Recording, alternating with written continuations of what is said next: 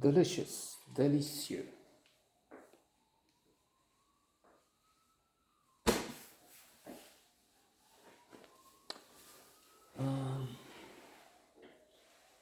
They upset me, so I'm thinking a meal with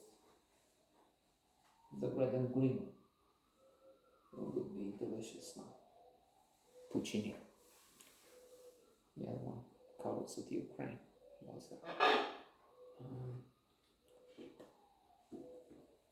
There's so many films moving around kitchen, food. Catherine Zeta-Jones, Bradley Cooper. There's a much better one that's so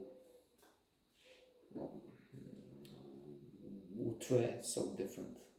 The chef, talking about in the title.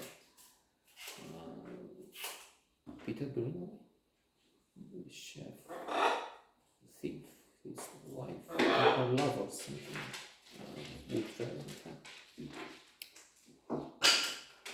And then something I've seen recently, iată bajma boule.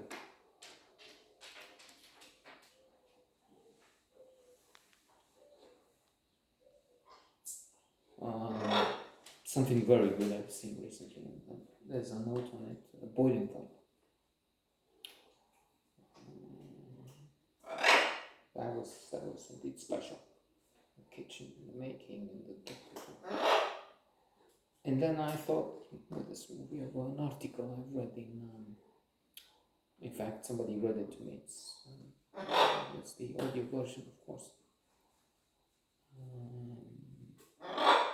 The Economist, slow food and, versus fast food. The author being somebody with a restaurant on the West Coast in California,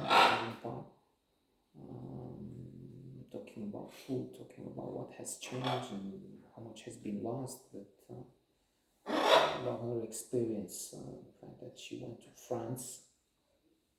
It's the French Delicieux, French movie, and French were supposed to be the nec plus ultra, the ones that have the secrets, savoir-faire, savoir-vivre, cuisine, French. Yeah, of course, different. Only as she said some extraordinary things in the interview. In fact, I said an article, it's in fact on a podcast, it was sort of an interview. The French have an incredibly high rate of McDonald's per head. Second in the world, second only to America per head. And she was lamenting the fact that the know-how of savoir-faire has been lost in the 50s, 60s. People were cooking and had a different attitude. Food was more local, seasonal. She talks of a revolution she had, epiphany.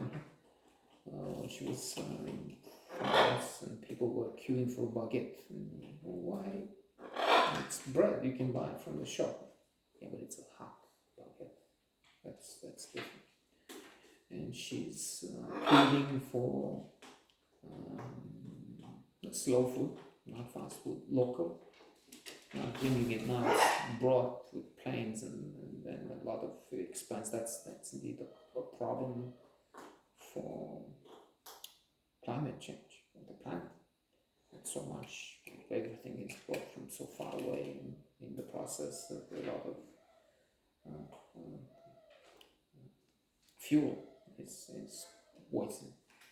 She talks of the fact that the fruits have peaches for the few months when they're in season, and then change, and then put some of them in a jar and so on. And what she says is not just sensible. It seems to be that it's crucial. That's one reason why I thought of talking about this, because I know you want me to making that joke, I'm a river to my people.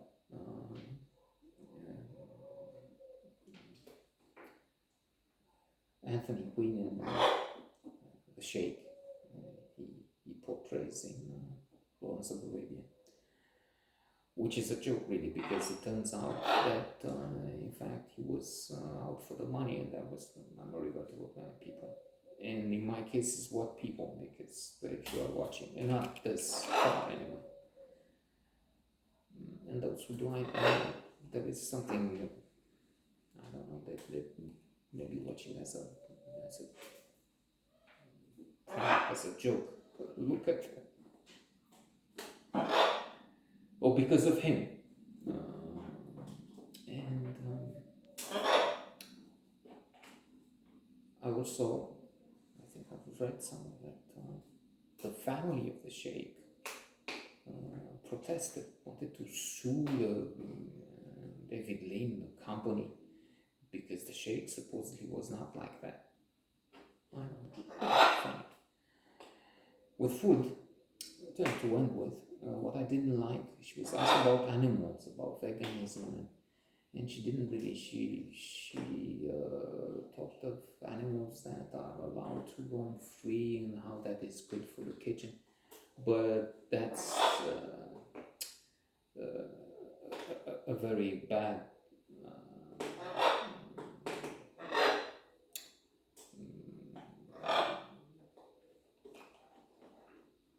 thing she said. I'm thinking, because if you're promoting food, the food for the future, animals will have to be saved, not killed.